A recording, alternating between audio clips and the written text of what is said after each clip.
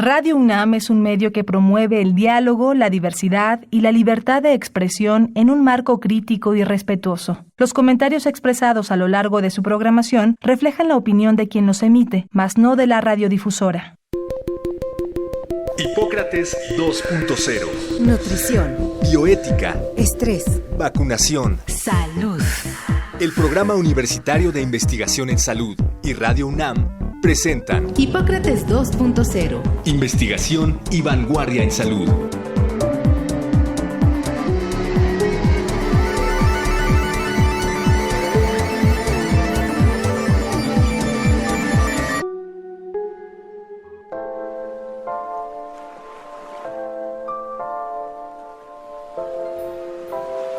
Hola, ¿qué tal? Bienvenidos a Hipócrates 2.0. Yo soy Mauricio Rodríguez.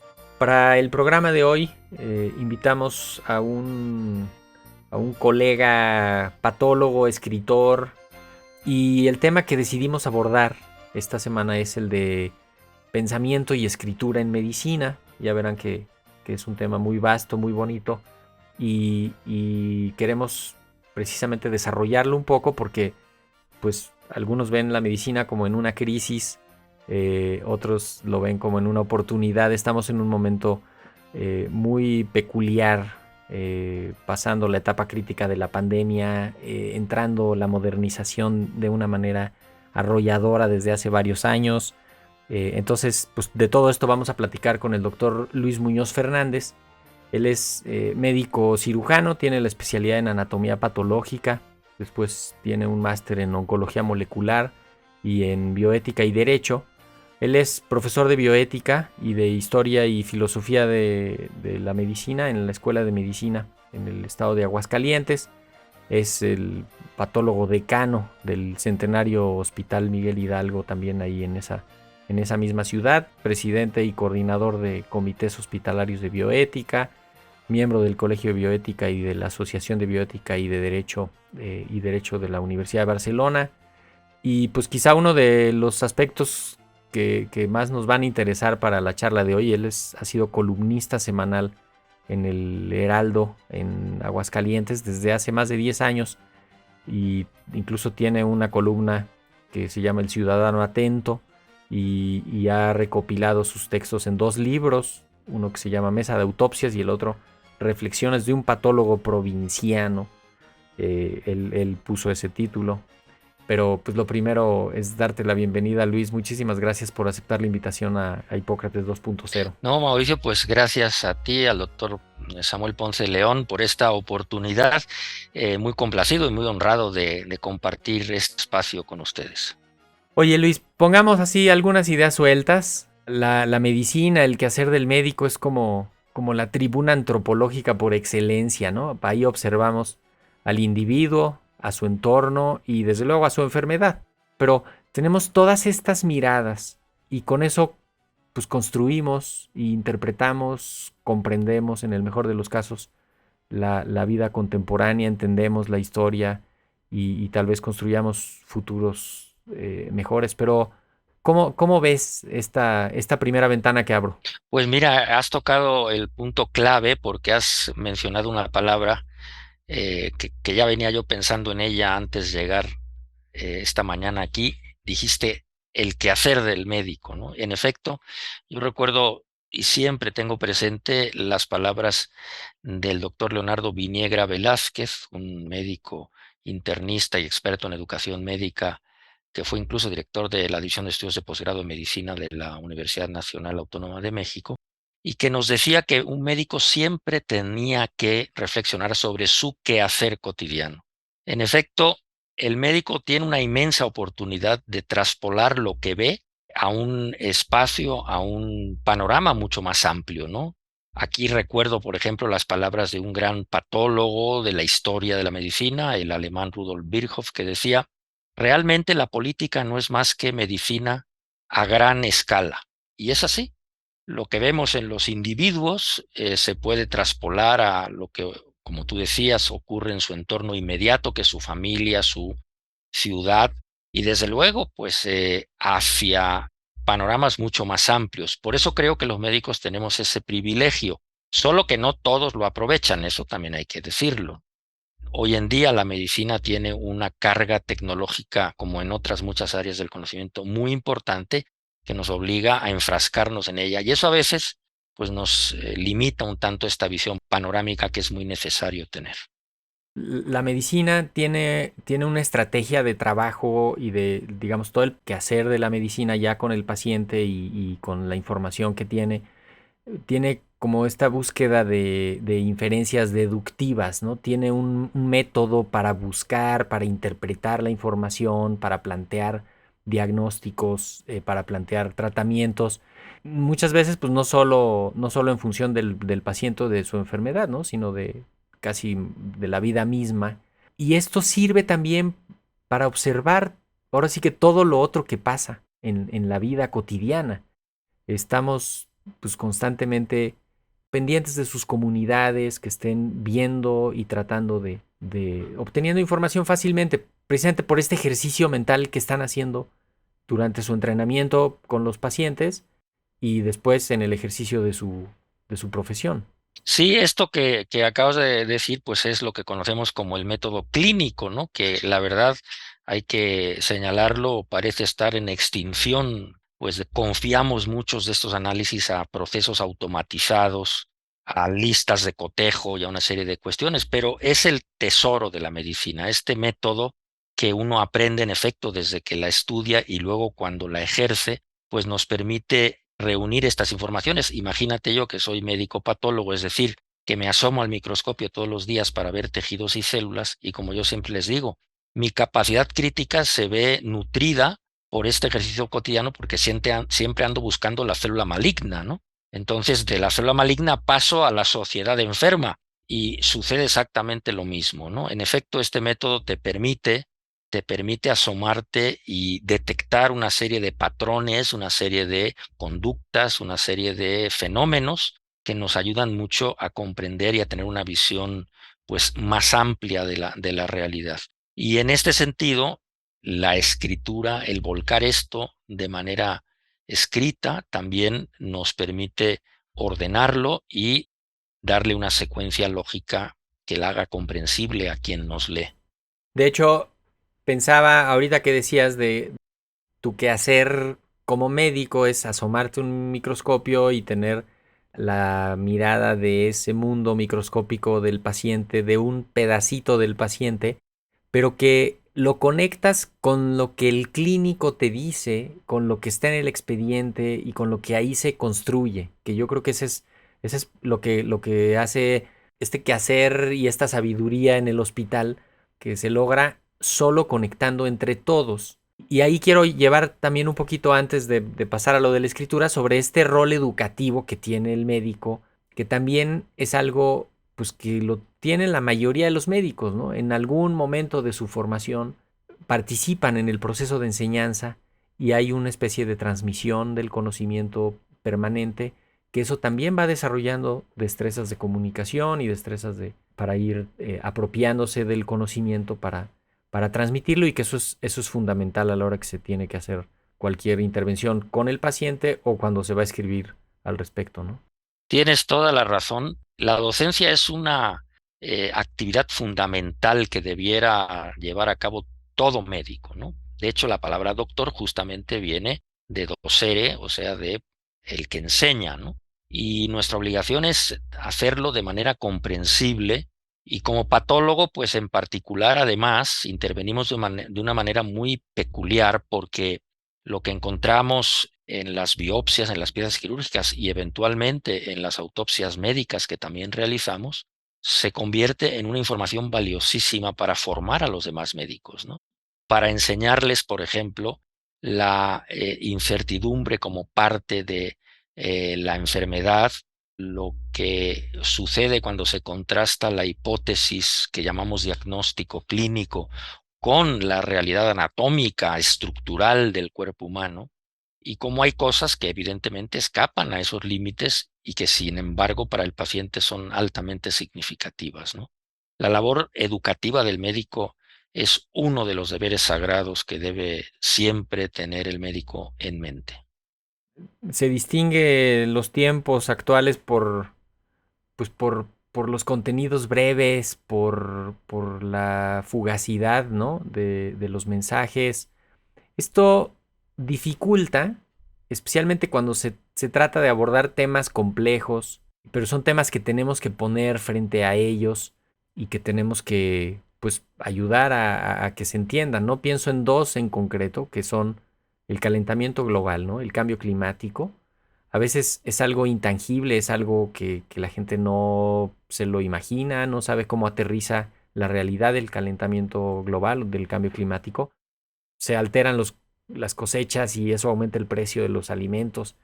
Y el otro es la resistencia antimicrobiana, que es un tema que nosotros trabajamos mucho en el Programa Universitario de Investigación en Salud acá. Y siempre es difícil comunicarle a las audiencias, al público grande, decir, pues esta es una epidemia, una pandemia que viene encima y que nos va amenazando a todos, ¿no? ¿Cómo sugieres? Yo sé que tú lo haces en tus columnas y que ahí vas poniendo pequeñas dosis y pistas para ir resolviendo, pero ¿por dónde se te ocurre? Bueno, indudablemente necesitamos incluir esas pequeñas dosis en la educación básica desde el principio, ¿no? No basta hacerlo como yo lo hago sino que hay que incluirlo en la educación primaria, en la educación fundamental, en la educación básica, no como una tarea obligatoria, que ese es un error también, ¿no? Sino de manera tal que se torne atractiva y sobre todo, pues dando ejemplo, ¿no? Porque, por ejemplo, yo recuerdo muy bien las palabras de Carl Sagan, aquel famoso astrónomo, que decía que él se aficionó a la ciencia porque veía que sus padres en casa leían, ¿no? Y se interesaban y lo llevaban a los museos, ¿no? Entonces, una de las claves está en formar en este espíritu a la niñez. Es verdad, estos temas dos que has mencionado son temas de alcances tan grandes que el individuo promedio, el ciudadano promedio, es difícil que los conciba con claridad y con la urgencia necesarias en su cabeza, ¿no? Y vaya que información no falta en ningún sentido, ¿no? Yo mismo estoy casado con una infectóloga pediatra y pues el tema de la resistencia a los antibióticos, a los antimicrobianos es un tema de enorme preocupación porque hay en este momento ya enfermedades que son intratables, enfermedades infecciosas, ¿no? Que son un grave problema. Entonces, imagínate en ese tema por la importancia de regular la venta de los antibióticos y de formar a los médicos generales en el correcto uso, porque la gran tentación, como sabemos muy bien, es el prescribir antibióticos cuando no son necesarios con tal de satisfacer pues la expectativa del paciente que espera que el médico le recete una bala mágica que le cure la enfermedad, ¿no? Entonces, en este sentido, sí tenemos que hacer muchos esfuerzos a diversos niveles de la formación de los ciudadanos, desde los niveles, como decía, básicos, hasta los niveles profesionales. Desafortunadamente, por ejemplo, a los médicos generales se les forma un poco bajo el tópico de que sepan un poco de cada especialidad, ¿no? Y creo que ese no es el enfoque correcto. A mí me parece que el médico general tiene que tener un conocimiento profundo de lo más común en su comunidad, valga la redundancia. Y por lo más profundo quiero decir desde los aspectos moleculares, hoy en boga, hasta las políticas de salud, ¿no? En enfermedades habituales en su medio y saber reconocer aquello que está un poco más allá de su competencia para poder derivar adecuadamente a los enfermos. Entonces, pues sí, es una labor titánica, es una labor que no rendirá frutos prontos, porque esto se observa a largo plazo, pero que hay que empezar, porque si no se empieza nunca la alcanzaremos. En el caso del cambio climático, tiempo ya casi no nos queda. Y la verdad, por ejemplo, yo mismo ahora la semana que viene voy a participar en un congreso de la Federación de Pediatría del Centro Occidente del país y mi tema de exposición será el antropoceno para pediatras, ¿no? Porque pues es necesario, ¿no? Ellos, por ejemplo, pugnan por cuidar de la salud de la niñez, pero ¿qué salud de la niñez habrá si no habrá planeta en el futuro, tal vez, ¿no? Entonces, son temas de enorme importancia, sin duda alguna. Y que se tienen que ir abordando desde lo individual, desde lo colectivo, las políticas públicas, ¿no? Incluso acciones empresariales de gran escala. Yo tengo siempre unas conversaciones en las que pues, terminamos diciendo, bueno, es que de poco sirve que tú pidas tu café en un vasito desechable de cartón o sin popote o algo así, cuando las grandes empresas que son las que contaminan más, ¿no? Ahí está la huella de carbono es mucho más fuerte ahí.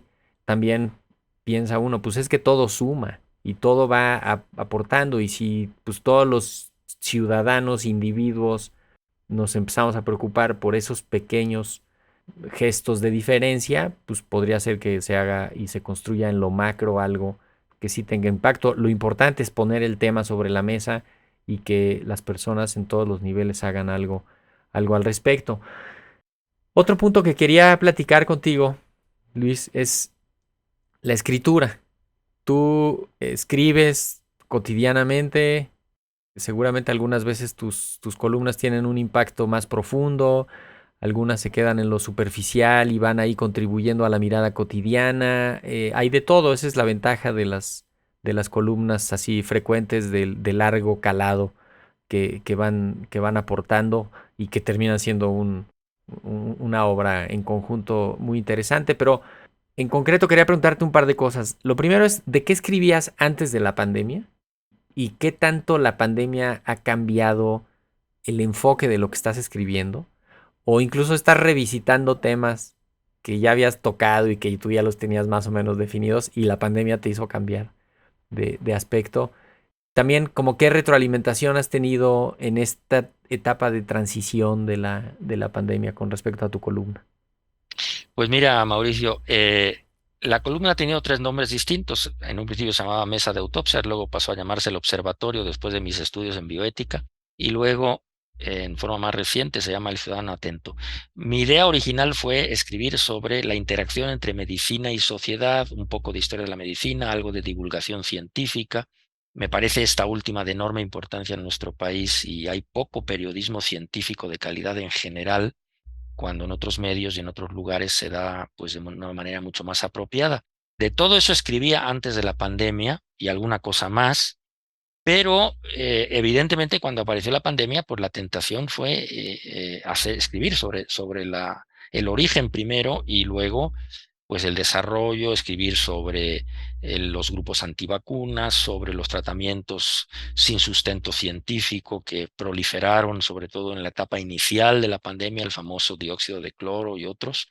Y pues precisamente la visión amplia de la pandemia nos indica pues un origen ecológico, ¿no? Esto que ya tú mencionaste, ¿no? La ruptura de barreras entre la civilización humana y las cuestiones de la naturaleza, pues ha propiciado este brinco de microorganismos al ser humano, ¿no? Entonces, a partir de ahí, pues hablamos más de estas cosas, sin duda, sobre todo en un principio, ¿no? Luego, poco a poco, conforme la pandemia fue atenuando su intensidad, pues volvimos un poquito a los temas de antes, pero sí, realmente la pandemia ha sido como un parteaguas, ¿no? Recuperamos, por ejemplo, pues textos que hacía mucho tiempo que habíamos leído, ¿no? Como el de La peste de Camus, por ejemplo, y otros.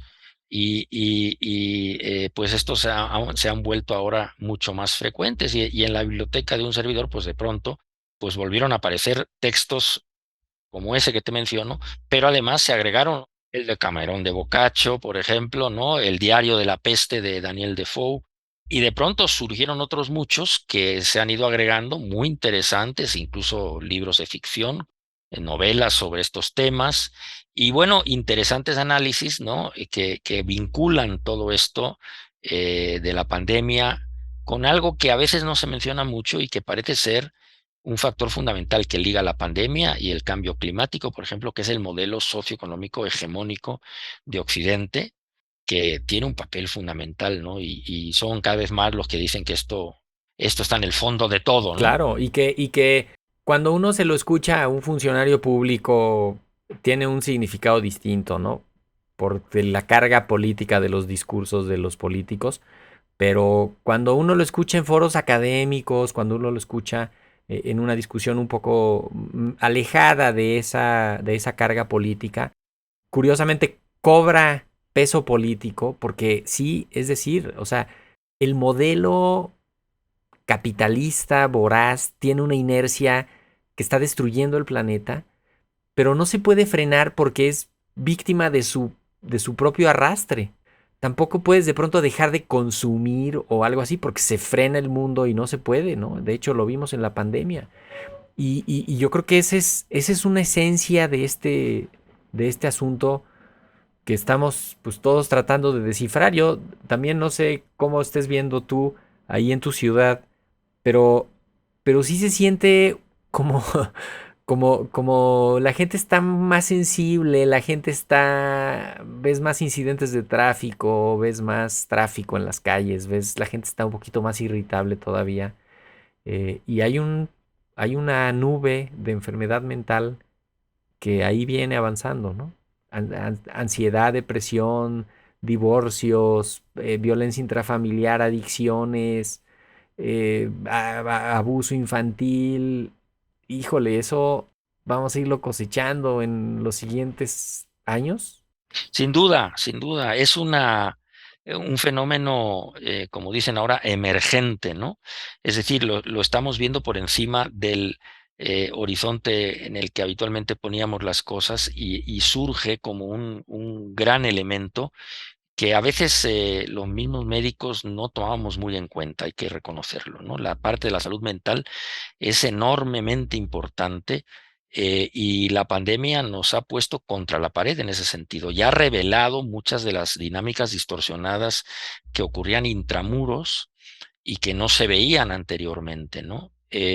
Vivimos una auténtica, ahora sí que pandemia de enfermedad mental, paralela a la pandemia viral, porque nuestra sociedad también está enferma en ese sentido, ¿no? Y es algo a nivel global, ¿no? Vaya, hay pues muchas evidencias de ello y tenemos que pensar en estrategias para poder enfrentar esto. Aquí en Aguascalientes, por ejemplo, tenemos el poco honroso récord de ser uno de los estados en donde ocurren más suicidios, ¿no? En todo el país. Entonces, por ejemplo, nadie hasta el momento ha diseñado una estrategia con rigor científico para llegar a un diagnóstico preciso. Lo único que vemos son una serie de declaraciones a diversos niveles sobre qué pudo haber originado esto, pero nadie ha hecho un estudio riguroso sobre esta situación que nos permita tener pues datos más confiables para poderlo abordar, ¿no? Así que pues sí, es realmente eh, evidente que desde el modelo socioeconómico, este capitalismo voraz, que no vamos a llamar neoliberal porque ahora la palabra se ha satanizado mucho. También ya se la apropiaron, ¿no? Sí, y incluso el término político, ¿no? Bueno, también ya está muy desprestigiado. Decimos, cuando estos temas, decías tú, los vemos desde el punto de vista político, muestran un contexto o tienen un significado, y cuando los vemos desde el punto de vista académico tienen otro. Pues sí, y sin embargo, debiera lo político importarnos, porque en su origen la política, pues son las formas de conducirnos armónicamente en sociedad. Claro, hoy en día la política ha devenido en politiquería y ya es otra cosa, ¿no? Pero sí, creo que es cada vez más evidente que necesitamos generar espacios de convivencia más sanos, ciudades en donde se privilegie mucho más al que camina y no al que circula en un vehículo automotor. En fin, son detalles que ahora nos damos cuenta son muy importantes para que los seres humanos tengan una buena vida. De hecho, la pandemia sí nos visibilizó a los vulnerables, nos hizo conectar con los vecinos, con los parientes, con los amigos, de otra manera, con la comunidad escolar, con la comunidad laboral. Nos hizo ver ese, pues desgraciadamente ese sufrimiento en los otros y en uno, nos hizo compartir sufrimiento, nos hizo hacer empatía con todo eso, que yo creo que tenemos también que sacar una buena lectura, un provecho de toda esa desgracia. Hay que hacer de la crisis una oportunidad. Luis Muñoz, ¿dónde te puede leer el que esté interesado en seguir tus ideas, tu pensamiento, que ya ha quedado aquí muy a gusto planteado? Muchas gracias. Pues mira, lo que escribo también, como se dice ahora, lo subo a un blog que puede ser fácilmente localizado con los buscadores informáticos convencionales. No hace falta decir nombres, todos los conocemos. El blog se llama El Patólogo Inquieto. Entonces, semana a semana, en El Patólogo Inquieto, lo que escribo en el Heraldo de Aguascalientes es compartido, amén del gusto que me da que ustedes en el Programa Universitario de Investigación en Salud hagan lo propio en el portal electrónico suyo, ¿no?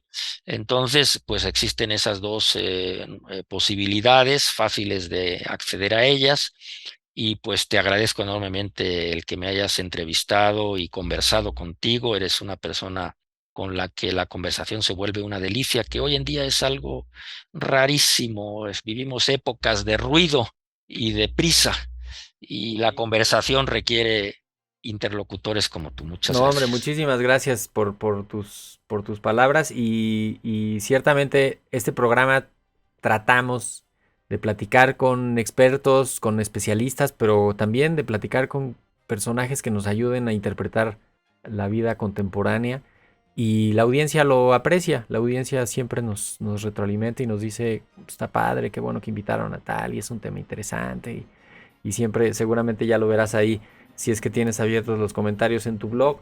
Pero pues no nos queda más que agradecerte, Luis Muñoz Fernández, médico, patólogo, pero pues escritor. Aquí viniste como escritor y como observador de la vida contemporánea. Muchísimas gracias por haber estado acá. Gracias a ti, Mauricio. Un honor. Pues la idea precisamente de este programa era provocar las ideas, provocar la conversación. Esperemos que esto se replique hacia el interior de sus mesas y de sus sobremesas, de sus trayectos, de sus charlas. Esperemos haber llegado hasta ese rincón de intimidad que es el pensamiento.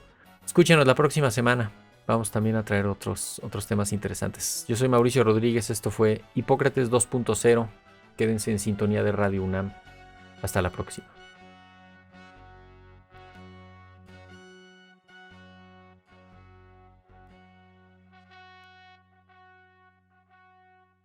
Agradecemos al Dr. Samuel Ponce de León, coordinador del Programa Universitario de Investigación en Salud y coordinador académico de esta serie.